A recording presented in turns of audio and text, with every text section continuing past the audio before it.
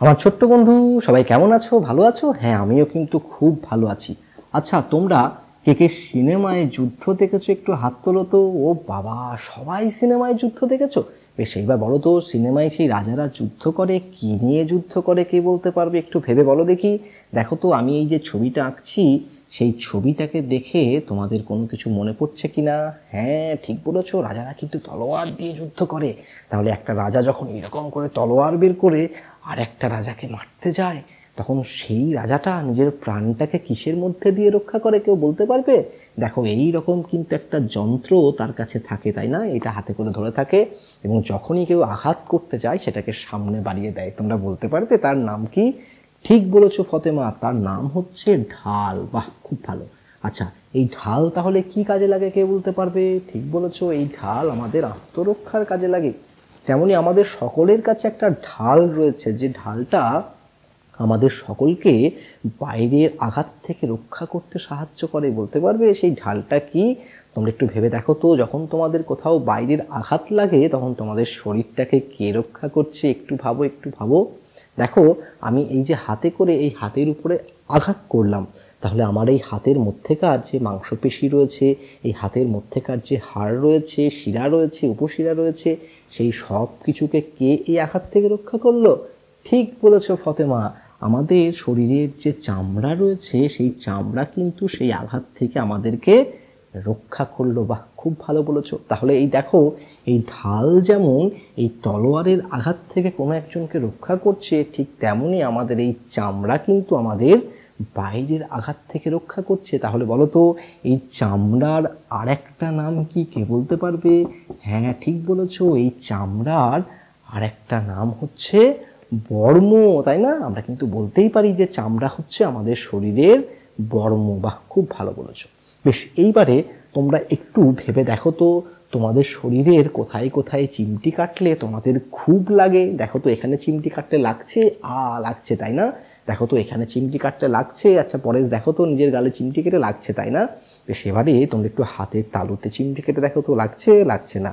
পায়ের তলায় গোড়ালিতে চিমটি কেটে দেখো তো, লাগছে, লাগছে না, তাই না? তাহলে দেখো, আমাদের এই যে চামড়া আছে, এই চামড়া কিন্তু শরীরের প্রত্যেকটা জায়গায় কিন্তু সমান না। কোথাও সেটা হচ্ছে একটু মোটা বা পুরু, আবার কোথাও সেটা হচ্ছে একটু পাতলা, তাই না? এবার দেখো, যেখানে মোটা বা পুরু সেখানে কিন্তু আমাদের চিমটি কাটলে কি হয়, কম লাগে। আবার যেখানে আমাদের চামড়া খুব পাতলা সেখানে কিন্তু অল্প চিমটি কাটলেই কিন্তু লেগে যায়। কিন্তু যাই হোক না কেন, সেই চামড়া কিন্তু আমাদের শরীরকে বাইরের আক্রমণ থেকে রক্ষা করছে, ঠিক আছে? আচ্ছা দেখো, এই যে আমার হাতটাকে তোমরা দেখছো, আমি যদি এই হাতের উপরে এই হাত দিয়ে আঘাত করি, তাহলে কিন্তু আমার এই হাতের মধ্যে যে হাড় আছে, যে শিরা উপশিরা আছে, সেই সব কিছু কিন্তু এই আঘাতটা থেকে আমার এই চামড়াটাই কিন্তু আমাকে বাঁচিয়ে দিল। তাহলে যেমন বর্ম যেমন তলোয়ারের আঘাত থেকে কোনো একজনকে বাঁচিয়ে দেয়, ঠিক তেমনই কিন্তু এই যে চামড়া, এই চামড়াও কিন্তু আমাদের বাইরের আক্রমণ থেকে আমাদের শরীরকে রক্ষা করে। তাই আমরা বলতে পারি যে আমাদের শরীরের যে চামড়া, সেই চামড়াই হচ্ছে কিন্তু আমাদের শরীরের বর্ম, ঠিক আছে? তাহলে আজকে কি শিখলাম? আজকে শিখলাম শরীরের বর্ম। বেশ, এইবার এই চামড়া যেমন মানুষের আছে, সেই চামড়া তো প্রত্যেকটা পশুরও আছে, তাই না? গরুর চামড়া আছে, ছাগলের চামড়া আছে, বাঘের চামড়া আছে, প্রত্যেকটা পশুর কিন্তু চামড়া রয়েছে। এইবার যখন সেই পশুগুলো মারা যায়, সেই পশুদের চামড়া দিয়ে কিন্তু আমরা অনেক রকম ব্যবহার উপযোগী জিনিসপত্র তৈরি করতে পারি। যেমন, পরেশ তুমি বলো তো, চামড়ার তৈরি কোন জিনিস তুমি দেখেছো? ঠিক বলেছো, চামড়ার ব্যাগ তুমি দেখেছো, তাই না? তাহলে দেখো, চামড়া দিয়ে কিন্তু কি তৈরি হচ্ছে? চামড়া দিয়ে কিন্তু ব্যাগ তৈরি হচ্ছে, তাই না? এইরকম সুন্দর সুন্দর ব্যাগ কিন্তু চামড়া দিয়ে তৈরি হয়ে যায়। বেশ, আরেকটা কে বলতে পারবে চামড়া দিয়ে কি তৈরি হয়? ঠিক বলেছো ফতেমা, বাবার যে বেল্টটিকে দেখেছো তুমি প্যান্টের সঙ্গে পরেন, সেটিও কিন্তু চামড়া দিয়ে তৈরি। বাহ, খুব ভালো। আর বলো তো, কে চামড়া দিয়ে কি তৈরি হতে দেখেছো? পুজোর সময় কিন্তু বাজে, তাই না? ড্যাঙ্কুরকুর ড্যাঙ্কুরকুর ড্যাঙ্কুরকুর ড্যাঙ্কুরকুর করে বাজে না? ঠিক বলেছো, ঢাক। তাহলে ঢাক, ঢোল, এইরকম বিভিন্ন যে বাদ্যযন্ত্রগুলো আছে, সেই বাদ্যযন্ত্রগুলো সব কিন্তু ওই চামড়া দিয়েই কিন্তু তৈরি হয়। কিন্তু জানো তো, এই চামড়ার লোভে অনেকেই কিন্তু সেই সকল পশুদেরকে কিন্তু শিকার করে ফেলছে, মেরে ফেলছে, যাদের এখনো পর্যন্ত মারা যাওয়ার বয়স হয়নি। তাহলে তোমরা কি চাও যে শুধুমাত্র একটা ব্যাঘের জন্য বা শুধুমাত্র একটা বেল্টের জন্য একটা ছোট্ট ছাগল তার মাকে হারিয়ে ফেলুক? তোমরা কি কেউ চাও? চাও না, তাই না? একটা ছোট্ট কোনো প্রাণী তার মাকে হারিয়ে ফেলুক, তোমরা নিশ্চয়ই চাও না। তাহলে আমরা কিন্তু কেউ চাই না যে এই চামড়ার ব্যবহারের জন্য আমরা কোনো সময় পশুকে হত্যা করব, মনে থাকবে? বেশ, তাহলে এবার আমাকে সকলে বলো দেখি যে তোমরা আমাদের শরীরের বর্ম বলতে কোন অংশটিকে বুঝলে? ঠিক বলেছ, শরীরের বর্ম বলতে আমরা কিন্তু চামড়াকে বুঝলাম। বাহ, খুব ভালো বলেছ। এইবার বলো তো, চামড়াকে কেন আমরা শরীরের বর্ম বলি? কে বলতে পারবে? হ্যাঁ বলো পীযূষ, ঠিক বলেছ। যেমন বর্ম যেমন আমাদের যুদ্ধের সময় তলোয়ারের আঘাত থেকে রক্ষা করে, ঠিক তেমনই আমাদের এই যে শরীরের চামড়া রয়েছে, এই শরীরের চামড়া কি করে? আমাদের বাইরের আঘাত থেকে কিন্তু বাঁচায়। ঠিক আছে, আমাদের চামড়া রয়েছে মানেই অনেক জোরে আঘাত করতে হবে, তবে কিন্তু সেখান থেকে রক্ত বেরোবে। কিন্তু যদি আমাদের চামড়া না থাকতো, তাহলে একটু এইরকম করে মাস্টারমশাই যদি তোমাদের গাল টিপে আদর করতেন, সেখান থেকেই কিন্তু রক্ত বেরিয়ে যেত। ঠিক আছে, বেশ, তাহলে আজকে তোমরা কিন্তু সকলেই বুঝতে পারলে যে শরীরের বর্ম বলতে আমরা কাকে বুঝি এবং কেন তাকে শরীরের বর্ম বলা হয়। পরবর্তী ক্লাসে এটিকে নিয়ে আরও বিস্তারিত আলোচনা করব। তোমরা সকলেই কিন্তু ভালো থেকো। বেশ, তাহলে দেখুন মোটামুটি একটা টিচিং ডেমো শেষ হলো। এটাকে আপনারা খুঁজে পাবেন পঞ্চম শ্রেণীর যে আমাদের পরিবেশ, সেই আমাদের পরিবেশের প্রথম পাতায় রয়েছে এই আপনার শরীরের যে বর্ম, সেই বর্ম হিসেবে আমরা চামড়াকে ব্যাখ্যা করছি সেই বিষয়টা। এখানে খুব বেশি কিছু নেই, এখানে এই বিষয়টুকুই উল্লেখ করা রয়েছে যে শরীরের বর্ম বলা হয় চামড়াকে, এবং কেন বলা হয় না, আমাদের শরীরের যে বিভিন্ন অঙ্গ প্রত্যঙ্গগুলি রয়েছে সেগুলি সকলকেই কিন্তু এই চামড়া বাইরের আঘাত থেকে রক্ষা করছে, তাই তাকে শরীরের বর্ম বলা হচ্ছে।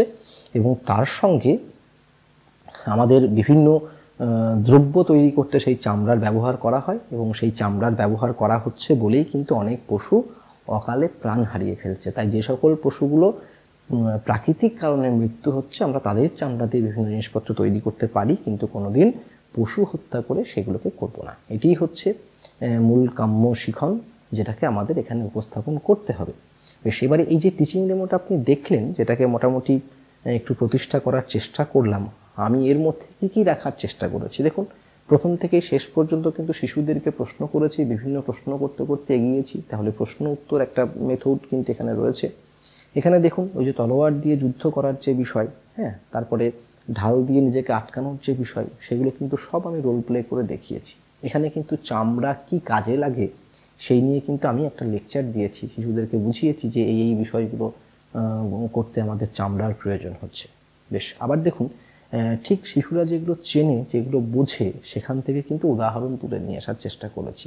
যেমন তারা সিনেমায় দেখেছে যে রাজারা যুদ্ধ করছে, সেখানে ঢাল তলোয়ারের একটা ব্যবহার হচ্ছে, সেখান থেকেই তারা আমাদের আত্মরক্ষা করার জন্য ঢালের প্রয়োজন হয়, তাহলে ঢালের একটি নাম হচ্ছে বর্ম। এই ধারণা থেকেই কিন্তু শিশুরা যেগুলোকে বোঝে, শিশুদের বোঝা সেই বিষয়গুলি থেকে কিন্তু উদাহরণগুলিকে নিয়ে এসেছি। এবং প্রত্যেকটা পর্বে দেখুন শিশুদেরকে আমি এই পাঠে এনগেজ করার চেষ্টা করেছি, প্রত্যেকটা মুহূর্তে প্রশ্ন করেছি, তাদের উত্তর দিয়েছি, তারা প্রশ্ন করেছে, আমি উত্তর দিয়েছি।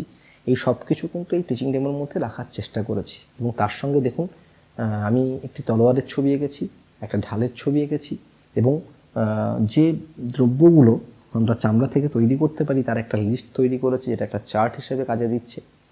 তাহলে দেখুন 5-6 মিনিটের এই টিচিং ডেমোর মধ্যে কিন্তু এই এতগুলো বিষয়কে রাখার চেষ্টা করেছি।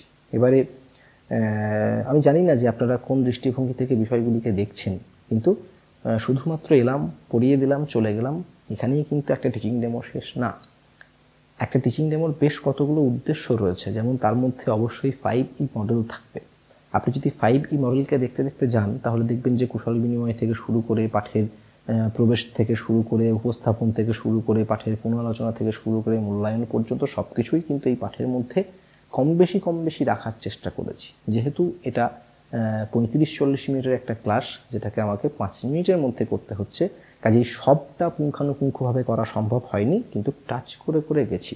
এবং তার সঙ্গে একটা সুন্দর টিচিং ডেমনস্ট্রেশন হতে গেলে যে TLM এর ব্যবহার, ব্ল্যাকবোর্ডের ব্যবহার, প্রশ্ন উত্তর, 3-4টে মেথড, 2-3টে স্কিল ব্যবহার করার প্রয়োজন হয়, সেই সবগুলোই কিন্তু আমি স্পর্শ করে যাওয়ার চেষ্টা করেছি। হয়তো খুব একটা ভালো হয়নি, সেটা আমার ব্যর্থতা, কিন্তু চেষ্টা করেছি যাতে মোটামুটি ইন্টারভিউয়ারের সামনে নিজেকে অন্যরকম করে তুলে ধরা যায়। এবারে এলাম, নির্দিষ্ট বিষয় পড়ালাম, চলে গেলাম।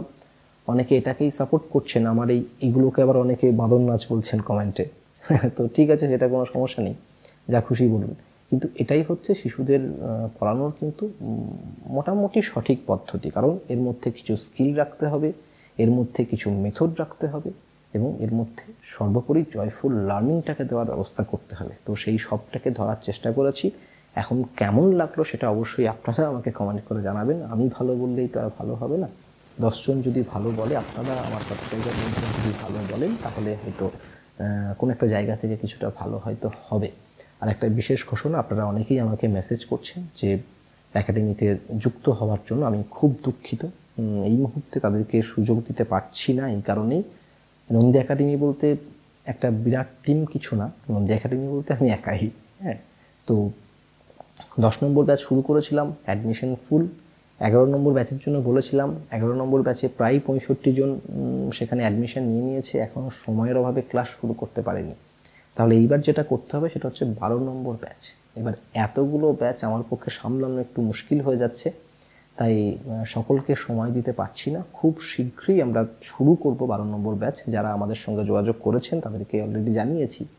এবার সেটা কবে, 5 দিন পর হতে পারে, 10 দিন পর হতে পারে, 20 দিন পর হতে পারে, 1 মাস পরও হতে পারে, নিশ্চিত করে কিছু বলতে পারছি না। তবে আমি আপ্রাণ চেষ্টা করে যাচ্ছি যে আপনাদের প্রয়োজনে যাতে আরেকটা ব্যাচ বৃদ্ধি করা হয় এবং সেখানে আপনাদেরকে সকলকে নিতে পারি হাসি মুখে।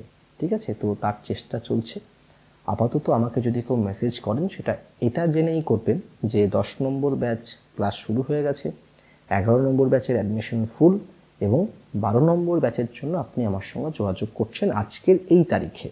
এবার আজকের ভিডিওটাকে 3 মাস পরে দেখে তখন আপনি বলবেন যে আপনি জানিয়েছিলেন, আমি তো আপনাকে মেসেজ করলাম, রিপ্লাই পেলাম না, তখন কিন্তু হবে না সেই ব্যাপারটা। অর্থাৎ এই যে নির্দিষ্ট আজকের তারিখে যে অ্যানাউন্স করলাম, এটা এই 1 সপ্তাহের অ্যানাউন্সমেন্ট আর কি। তো ঠিক আছে, এইটুকুই। এর বেশি বললে আবার মনে হবে যেন আমি আমার কোর্সের প্রচার করতে এখানে চলে এসেছি, সেগুলো একদম না। আমি করি না কোনো ভিডিওতে, ন্যাচারালি আপনারা দেখেছেন।